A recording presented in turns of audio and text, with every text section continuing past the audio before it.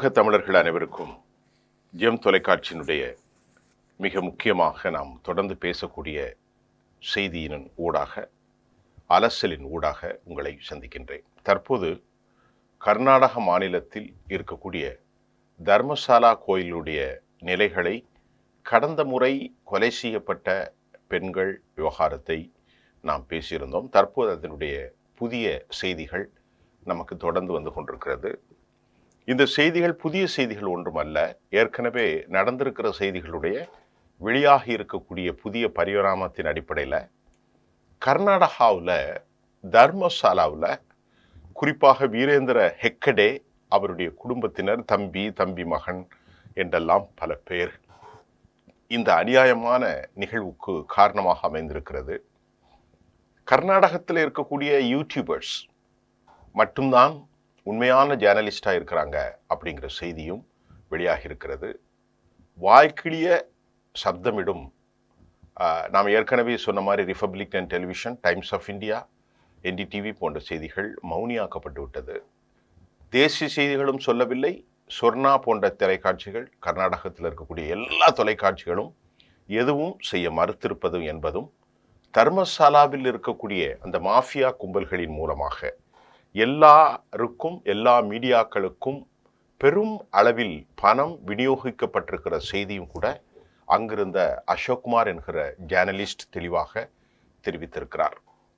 இதில் முக்கியமாக இந்த செய்தியை கொண்டு வந்தது ஃபூட்லா ராம்பேஜ் என்கின்ற ஒரு யூடியூபர்ஸ்.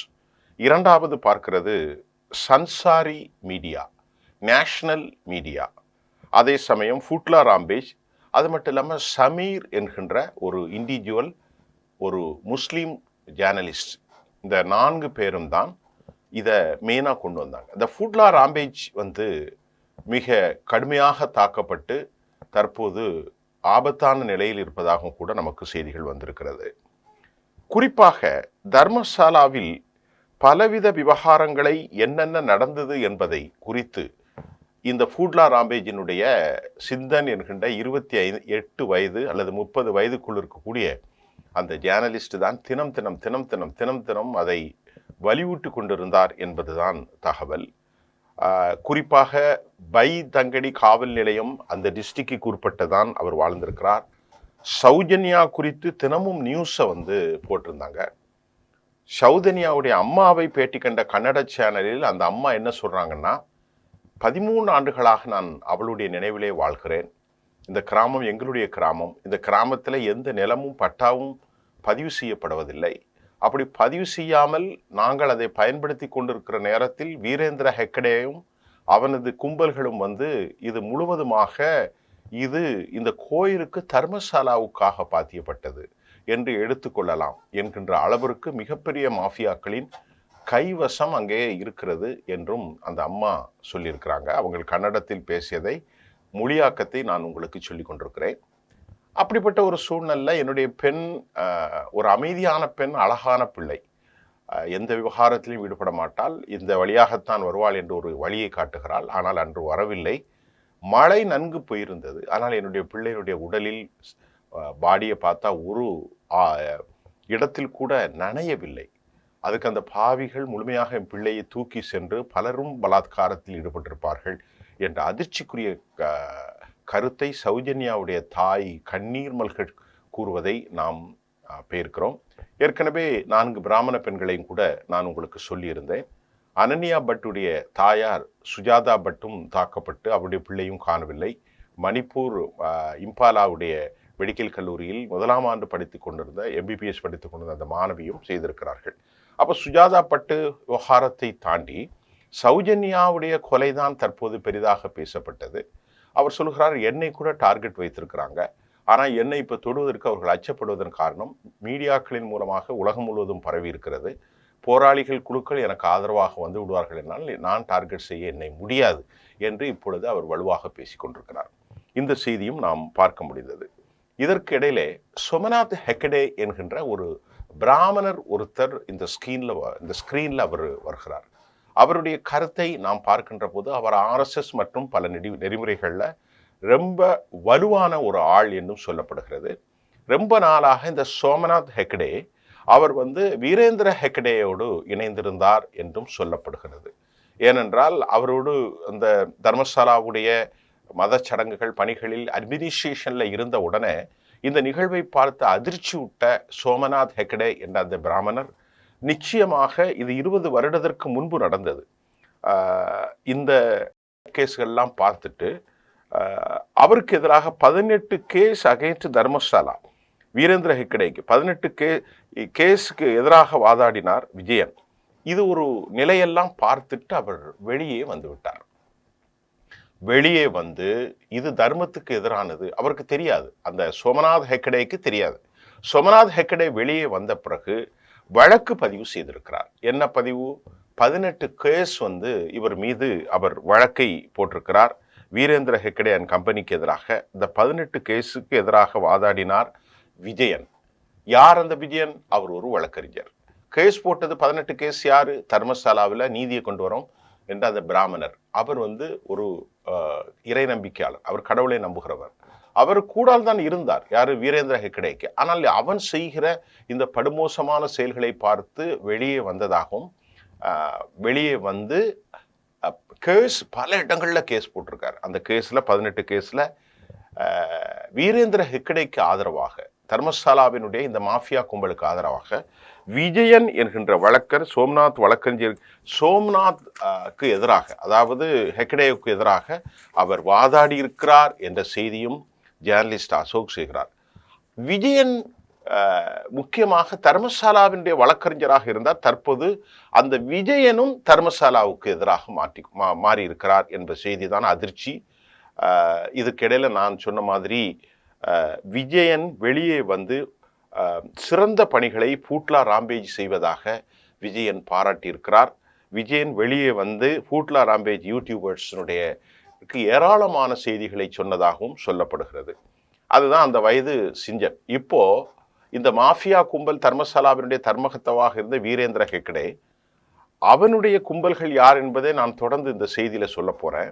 அவரோடு நெருக்கமாக இருந்த சோமநாத் ஹெக்டே வெளியே வந்து அவனுக்கு எதிராக 18 கேஸை போட்டிருக்காரு.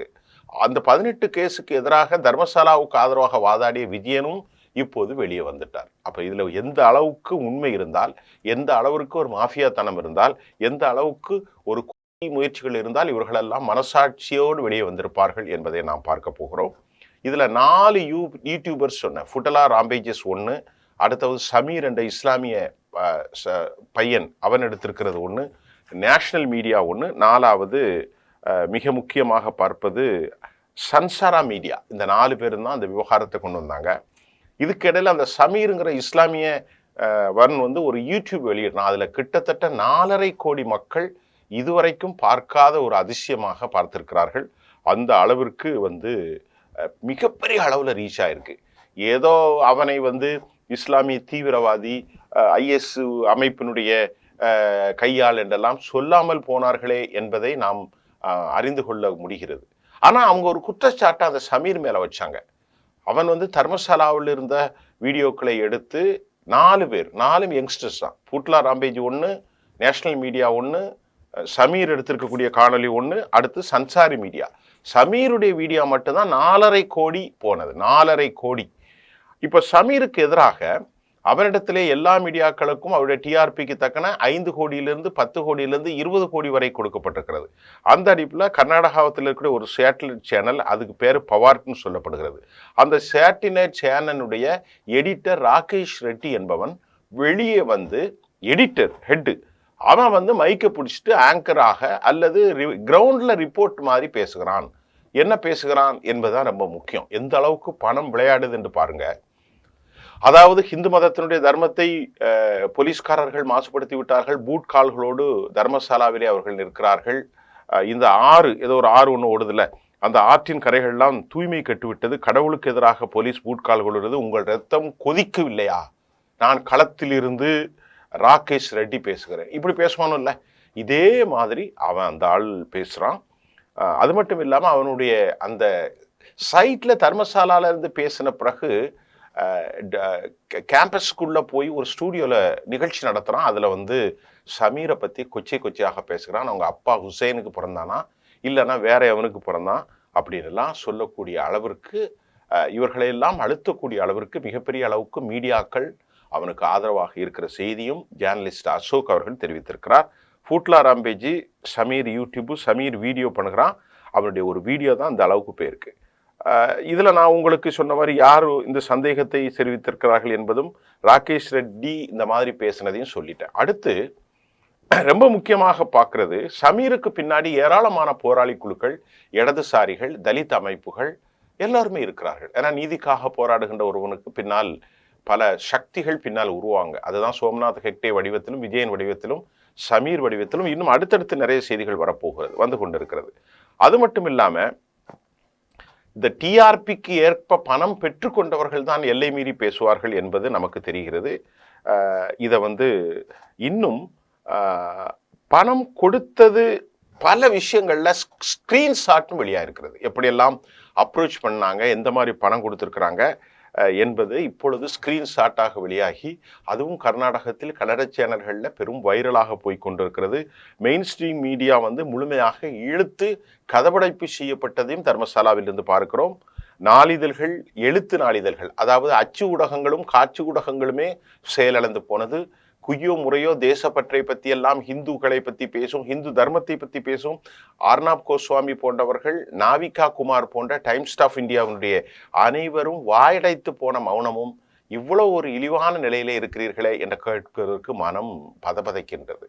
இஸ்லாமியர்கள் என்றால் கொரோனாவை கொண்டு வந்தார்கள், இஸ்லாமியர்கள் என்றால் பழத்தை விற்கின்ற போது காரி துப்புவார்கள், இஸ்லாமியர்கள் என்றால் முஸ்லிம்கள் ஜிஹாது செய்வார்கள், அவர்கள் இந்து பெண்களை கடத்தி கொண்டு செல்வார்கள் என்று மாலையிலிருந்து 3 மணி நேரம் குரல் எழுப்பக்கூடிய அர்னாப் கோஸ்வாமி எங்கே செல்கின்றான் என்ற கேள்வியையும் ஊடகவியலாளர்கள் அசோக் அவர்களும் மற்றும் பலரும் கர்நாடகாவில் இருந்து எழுப்பி வருவதை நாம் பார்க்கிறோம்.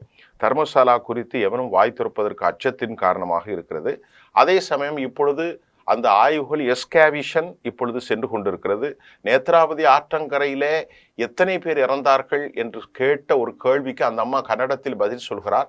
அதனுடைய ஆங்கில மொழியாக்கம் அல்லது தமிழாக்கத்தை நாம் பார்க்கின்ற போது என்ன தெரியுது என்று சொன்னால், 4 ஒன்றுக்கு 2 பிணங்கள் செல்வதாக கொல்லப்பட்டதாக சொல்லப்படுகிறது. சௌஜன்யாவுடைய தாயார் என்ன சொல்கிறார் என்று சொன்னால், என்னுடைய பெண்ணை புதைத்ததாக, அது மட்டுமல்ல ஏராளமான உடல்களை புதைத்ததாக, அந்த உடல்களில் 15 வயது 16 வயது பிள்ளைகள் இருந்தது, கரை இருந்தது, கழுத்து இருக்கப்பட்டது, ஆடைகள் களையப்பட்டது என்று சொல்கின்ற பீமாவை எனக்கு தெரியும். ஆனால் அந்த பீமாவை பார்த்த ஞாபகம் இல்லை. ஆனால் தற்போது நான் பார்த்து விட்டால் கண்டுபிடித்து விடுவேன். ஏனென்றால் நாங்கள் 1500 பேர் இருக்கக்கூடிய இந்த சிறு கிராமத்தில் எங்களுக்கு தெரியாமல் யாரும் இருக்க முடியாது. நான் கண்டிப்பாக எனக்கு தெரியும் என்று அவர் சொல்கின்றார். அந்த செய்தியும் நமக்கு அவருடைய நேற்று செய்திகளை வந்திருக்கிறது. நேத்ராவதி ஆற்றங்கரையில் ஸ்பைகளாக ஏராளமான ரவுடி கூட்டங்கள் தற்போது நடமாடிக்கொண்டிருப்பதாகவும் தற்போது செய்திகள் வந்திருக்கிறது. அப்போ யூடியூபர்ஸ் என்ன சொல்கிறாங்க, மீடியா பர்சன் என்ன சொல்கிறாங்க, 144 தடை போட்டிருக்கிறாங்க. எங்கே? தர்மசாலாவில் கூடக்கூடாது, பேசக்கூடாது என்பதெல்லாம். ஆனால் தற்போது நேத்ராலாவில் இந்த மாஃபியா கும்பல்கள் கொத்து கொத்தாக கூட்டமாக இருந்து கதைக்கிறார்கள். இதில் என்ன நியாயம் என்ற கேள்வியும் அவர்கள் எழுப்புகிறார்கள். ஃபூட்லா ராம்பேஜினுடைய யூடியூப் பெண்களுக்கு கடன் கொடுத்த விவகாரத்தை 40,000 கோடிக்கு மேல் ஒரு மைக்ரோ ஃபைனான்ஸ் நிறுவனத்தை இவன் நடத்தி கொண்டிருக்கிறான். இந்த கடன் கொடுத்த விவகாரத்தை ஃபூட்லா ராம்பேஜிலிருந்து எடுத்து போட்டு மைக்ரோ ஃபைனான்ஸில் ஏராளமான பெண்கள் பாதிக்கப்பட்டிருப்பதாகவும் அச்சுறுத்தப்பட்டதாகவும் போட்டார்கள். இந்த நிகழ்ச்சி தான் கர்நாடகம் முழுவதும் மிகப்பெரிய அளவில் களத்தில் பெரும்பான்மையாக நிகழ்வுகளை ஏற்படுத்தியது. ஆகவே தான் ஃபூட்லா ராம்பேஜ் குறிவைக்கப்பட்டு அவன் ஆபத்தான ஒரு கட்டத்தில் இருக்கிறான். கடன் கொடுத்த பெண்களை கடத்துவது போன்ற நிகழ்வுகளை ஃபூட்லா ராம்பேஜ் குறிவைத்து தாக்குதல்.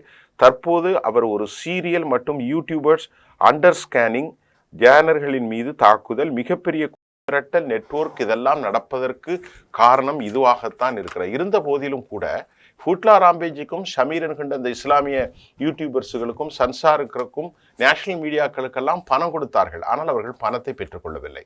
தர்மசாலாவில் நடக்கக்கூடிய தர்மத்திற்கு விரோதமான செயல்பாட்டை நான் உங்களுக்கு எடுத்து சொல்லுவேன் என்று சொன்னதுனால தற்போது மேலும் யார் கை வைத்தாலும் சிக்கலாகிவிடும் என்பதை அவர்கள் உணர்ந்திருக்கிறார்கள். ஆகவே பலர் மீது கை வைப்பு அவர்கள் அச்சப்படுகிறார்கள். இப்பொழுது யார் மீது கை வைத்தாலும் அது தர்மசாலாவினுடைய நிகழ்வின் தலையிலே விழுந்துவிடும் என்பதை அவர்கள் அஞ்சுகிறார்கள் என்ற செய்தியும், இது ஒரு சென்சிட்டிவ் இஷ்யூ என்பதையும் பத்திரிகையாளர் அசோக் அவர்கள் தெரிவித்திருக்கிறார்.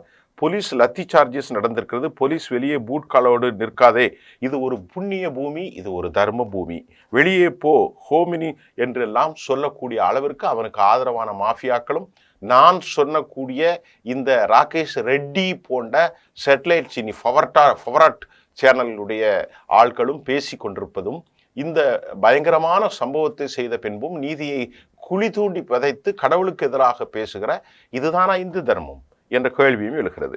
அது மட்டும் இல்லாமல் இதுவரை ஹோம் மினிஸ்ட்ரியில் இருந்தோ அதே போன்று DK சிவகுமார் துணை முதல்வரோ சித்தராமையாவோ ஒரு அறிக்கை கூட கர்நாடகாவில் வெளியேறவில்லை என்பது கவலைக்குரிய செய்தியாகவும் கூட அவர்கள் சொல்கிறார்கள். அதற்கு பின்பு நான் பேசிக்கொண்டிருக்கிற போதே ஞாபகம் வருகிறது, அதற்கு பின்பு அந்த அம்மா சொல்கிறார், சௌஜன்யா நீங்கள் ஒன்றுமே செய்ய முடியாதுங்க, எல்லாரும் டாப் டு பாட்டம் அவனுடைய கையில் தான் என்ற செய்தியும் சௌஜன்யாவுடைய தாயார் அந்த கன்னட பெண் சொல்கிறாள்.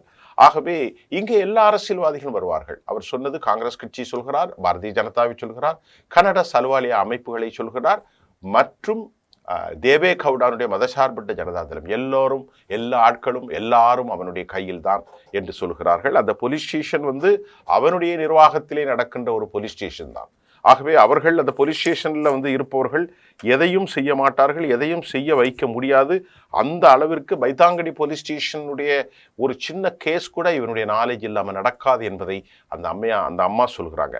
அது மட்டும் இல்லாமல் இப்பொழுது ஜெயின் என்பவர் ஒரு 20 வருடங்களுக்கு முன்பு 15 வயது பெண் 40 வயது பெண் என்று கூறிவிட்டதாக சாட்சியை அவர் சொல்ல வருகிறார். இப்பொழுது 3வது சாட்சி, மிகப்பெரிய சாட்சி, சோம்நாத் ஹெக்கடேயுடைய சாட்சி 1, வழக்கறிஞர் விஜயன் 1, 2, 3வது வெளியே வந்திருக்கக்கூடிய ஜெயின். இவர் என்ன சொல்லியிருக்கிறார், 20 வருடங்களுக்கு முன்பு 15 வயது பெண் 40 வயது என்று கூறிவிட்டதாக சாட்சி. இவருடைய புதிய சாட்சி தர்மசாலாவிற்கு புதிய சாட்சியை கண்டிருக்கிறது. இப்போ இவர் என்ன சொல்றார் அப்படின்னா, அந்த ஜெயின், நான் சொல்கிற இடத்தில் தோண்டுங்கள், நல்ல அழகா சொல்றார்.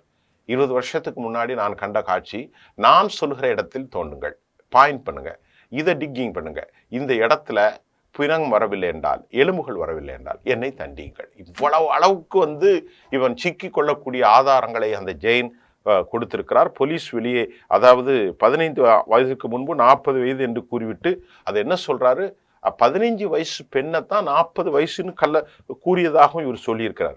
இந்த மாதிரி புதிய சாட்சிகள் தர்மசாலாவிற்கு எதிராக வருவது பெரும் தர்ம சங்கடத்தையும் ஆபத்தையும் அவனுக்கு ஏற்படுத்தி இருக்கிறது.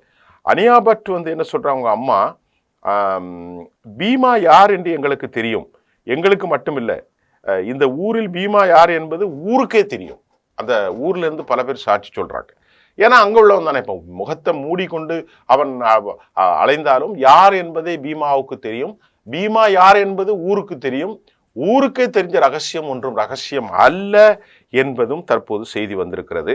இதற்கிடையில SITக்கு மிக முக்கியமாக ஒரு நாளைக்கு 2 லட்சம் ரூபாய் செலவாகிறது. உணவுக்கு மட்டும் 35,000 ரூபாய், அவர்கள் தங்குவதற்கு 20,000 ரூபாய், ஃபோரன்சிக் லேபு மற்ற விஷயம் எல்லாம் சேர்த்து 10 நாளைக்கு 28ஆம் தேதியிலிருந்து இன்று வரை 20 லட்சம் ரூபாய் கர்நாடக அரசு செலவழித்திருக்கிற தகுதியும், SIT மிக முக்கியமாக புதைந்த இடங்களை, அதாவது 6, 7, 8, 9, 10, 11 தான் ஏகப்பட்ட விவகாரம் வந்திருக்கிறது. இப்பொழுது புதிதாக ஜெயின் காட்டிய ஒரு இடத்தை அது 11A என்று மாற்றினார்கள். அதை டிக் பண்றதுக்கு தற்போது இல்லை, அதை 14ஆக மாற்றியிருக்கிறார்கள். 13 புதைக்குழிகள் அடையாளப்படுத்தப்பட்டு மார்க்கப்பட்டு இந்த எக்ஸ்கேவிஷன் என்று சொல்லக்கூடிய புதை ஆய்வுகள் சென்று கொண்டிருக்கிற நேரத்தில் தற்போது நேத்ரா நதிக்கரையில இப்பொழுது 14வது குழியும் இடம் தோண்டப்பட்டிருக்கிறது. மழை போன்ற காரணங்களால் பணிகள் மிக மிக மிக ஸ்லோவாக நடந்து கொண்டிருப்பதற்கு அரசியல் காரணங்கள் இருக்கலாம் என்றும் சொல்வதற்கு காரணமாக இருக்கு. ஜெயினுடைய விஷயத்தை சொல்றன, உடல் எலும்பு எதுவும் வரவில்லை என்றால் என்னை தண்டிங்கள் என்று அவர் சொல்லுகிற அளவிற்கு SIT தீவிரமாக பணியில் தற்போது ஆரம்பித்திருக்கிறது. எஸ்ஐடி சாட்சி மிக முக்கியம். பீமாவுடைய வழக்கறிஞர் தனஞ்சயன் மிக முக்கியமான ஒரு ஆளுமை. அதே போன்று சுஜாதா பட்டுடைய லாயர், சுஜாதா பட் என்பவர் பிராமண பெண், அவர் சிபிஐயுடைய ஸ்டெனோ, அவருடைய சார்பில் மஞ்சுநாத். இந்த மஞ்சுநாத் தான் இப்பொழுது மிகப்பெரிய ஆளுமையாக தனஞ்சயன், பீமாவின் சார்பில் வழக்கறிஞர் தனஞ்சயன், மஞ்சுநாத் சுஜாதா பட்டுடைய சிபிஐ, அவருடைய பிள்ளைதான நான் செய்யப்பட்டால் என்று சொன்னேன். யாரு நம்முடைய சுஜாதா பட்டு அனன்யா பட்டு தான் கொல்லப்பட்டார். அனன்யா பட்டினுடைய தாயர் தான் சுஜாதா பட்டு. அனன்யா பட்டு மெடிக்கல் காலேஜ் மணிப்பாலில் உள்ள எம்பிபிஎஸ் கல்லூரி 1ஆம் ஆண்டு மாணவி. இப்போ அவங்க சார்பாக வழக்கறிஞர் மஞ்சுநாத், இவர் தான் இப்பொழுது ஒரு ஹீரோ. அதே மாதிரி பீமா என்று சொல்லக்கூடிய அனைத்து குழிகளையும் தோண்டி புதைத்தாக சொல்லப்படுகிற பீமாவுடைய வழக்கறிஞர் தனஞ்சய். ஆகவே எஸ்ஐடி எங்களுக்கு பாதுகாப்பு தந்து இப்போ பைத்தாங்கடி போலீஸ் மீது எங்களுக்கு நம்பிக்கை வரவில்லை. இனி எஸ்ஐடி தான் எங்களுக்கு ஸ்பெஷல் இன்வெஸ்டிகேஷன் டீம் தான் எங்களுக்கு பாதுகாப்பு தர வேண்டும் என்று பலர் கூறிக்கொண்டிருக்கிறார்கள். ஆனால் மக்கள் இப்பொழுது என்ன நடந்து கொண்டிருக்கிறது என்றால், கூட்டம் கூட்டமாக வித்தவுட் எனி ரிலிக்டன்ஸ், அவர்கள் எந்த விதமான தயக்கம் இல்லை, ready to come forward to give it ready, அவங்க எல்லாமே கொடுக்கிறார்கள் என்ற செய்தியும் வந்திருக்கிறது. பைத்தாங்கடி போலீஸ் ஸ்டேஷனில் 2000 2015ஆம் ஆண்டு எந்த டாக்குமெண்ட்ஸும் இல்லை என்பது ஒரு கொடூரமான செய்தியாக நாம் பார்த்து கொண்டிருக்கிறோம். 2000 2015 வரைக்கும் எல்லா ரெக்கார்டுகளும் பைத்தாங்கடி டாக்குமெண்ட்ஸ் எல்லாமே அளிக்கப்பட்டு விட்டதாகவும், பைத்தாங்கடி போலீஸ் ஸ்டேஷனில் இதுவரை ரவுடிகளாகவே செயல்பட்டார்கள், காவல்துறையும் ரவுடிகளாகவே செயல்பட்டார்கள். தற்போது எழுத்துப்பூர்வமான சாட்சிகளில் நாங்கள் பல்வேறு பொருட்களை அடக்கம் செய்ய உதவிய போலீஸை அடையாளம் காட்டுவோம் என்று கூறியுள்ளார்கள். இப்பொழுது இந்த இறந்து போன படங்களை கொண்டு வந்த காவல்துறை யார் என்றும் அவர்கள் சொல்லியிருக்கிறார்கள். ஜட்ஜிட்ட சொல்லிட்டாங்க, எஸ்ஐடிட்ட சொல்லிட்டாங்க, எல்லார்ட்டையும் சொல்லிட்டாங்க. இப்போ அந்த பிணங்களை கொண்டு வந்த காவல்துறை அதிகாரி இருப்பான்ல, கைவிட்டு பெற்றுக்கொண்டு, அவனுக்கு நோட்டீஸ் அனுப்பப்பட்டு விட்டது. இப்போ விஷயம் முடிஞ்சு போச்சா? ஆகவே பாடியை கொண்டு தந்த பாடி போலீஸ் விசாரணையில் இருப்பதாக செய்திகள் வந்திருக்கிறது. பீமாவுடைய ஸ்டேட்மெண்ட் படி போலீஸ் தற்போது தனஞ்சயின் வழக்கறிஞர் மூலமாக சம்மன் அனுப்பப்பட்டு காவல்துறையும் உள்ளே கொண்டு வந்திருக்கிறது. வீரேந்திர ஹெக்கடா இதுல முக்கியமான குற்றவாளிகள் அவன்தான். வீரேந்திர ஹெக்கடே என்கின்ற ஒரு ஜெயின், அவன் ஒரு பனியா. அவனுடைய மகன் ஹர்ஷேந்திர குமார் ஜெயின், அவனுடைய பேரன் மிக்சர் ஜெயின், அவனுடைய நண்பன் த ஃப்ரெண்ட்ஸ் ஆஃப் மிக்சர் ஜெயினுடைய நண்பன் உதய் ஜெயின், வீரேந்திர ஹெக்கடாவுடைய தாய் மாமன் பிரபாகர் ஜெயின், இவனு எல்லாமே ஒரு நெட்க்கு. அவனுடைய தம்பி மகன் வீரேந்திர ஹெக்கடே, அது மட்டும் இல்லாமல் ஹர்ஷேந்திர குமார் ஜெயின், மிக்சல் ஜெயினுடைய நண்பன் உதய் ஜெயின், உதய் என்பனுடைய மிக முக்கியமாக வீரேந்திர ஹெக்காடே, நாட்டு ஹெக்காடே, அவனுடைய தாய் மாமனா இருக்கக்கூடிய பிரபாகர் ஜெக்கடே. இதை ஒரு செய்தி சொல்லியிருந்தாங்க அந்த அம்மா. என்ன சொன்னாங்கன்னா, இது அவன் தாத்தா காலத்திலே இந்த மாதிரியான கற்பழிப்புகள் அநீதிகள் நடந்து கொண்டிருப்பது என்பதை சௌஜன்யாவுடைய தாய் சொன்னதையும் நாம் இங்கே பதிவு செய்கிறோம். எஸ்ஐடி ஃபார்ம் ஆன பின்பு எஸ்ஐடியில் ஒரு பெரிய குளறுபடி ஒன்று நடந்தது. எஸ்ஐடி ஃபார்ம் ஆன பின்பு ஒரு வாரத்தில் 2 நாட்கள் கழித்து பிரணவ் மெஹந்தி என்கின்ற ஒரு அதிகாரி, ஹி வாஸ் அப்பாயிண்டட், ரொம்ப டாப் மோஸ்ட் அதிகாரி பிரணவ் மெஹந்தி. அவர் 13 பாயிண்ட்டை டிகிங் பண்ணுறதற்காக மார்க் பண்ணதே இந்த பிரணவ் மெஹந்தி. குழிகளை தோண்டி எல்லாம் செய்தார்கள். அதில் தான் உள்ளாடைகள், இந்த கிரெடிட் கார்டு, நான் நேற்று முன்தினம் சொல்லியிருந்தேன், உள்ளாடைகள், கிரெடிட் கார்டு, எலும்புகள், கூடுகள் கிடைத்திருந்தன. அவர் பெங்களூரில் போஸ்டல் ஆகி டீட்டெயிலாக பப்ளிஷ்டு பண்ணி பிரணவ் முகர்ஜி எல்லா வேலையும் செய்து கொண்டு இருக்கிற போது டக்குன்னு மத்திய அரசு ஒரு ஆர்டரை கொடுக்குறாங்க. பிரணவ் மெஹந்தி அவர் ஸ்டேட் லெவலில் இருந்து அவர் இடமாறி ப்ரமோஷன் ஆயிட்டாரு. ஆகவே அவரை இடமாற்றம் செய்வதற்கு டிரான்ஸ்ஃபர் ஆர்டர் உடனே வந்தது. இது பலவித சந்தேகத்தை ஏற்படுத்துது.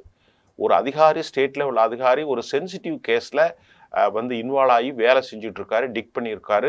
20 லட்ச ரூபாய் நான் இதுவரைக்கும் செலவு செஞ்சுருக்கிற எஸ்ஐடிக்கு. அதனுடைய தலைமை பொறுப்பில் இருக்கும் பிரணவ் மெஹந்தி திடீரென மத்திய அரசாங்கம் உத்தரவு செய்து அவரை ஸ்டேட்ல இருந்து சென்ட்ரல் பணிக்கு ப்ரமோஷன் கொடுக்குறாங்க.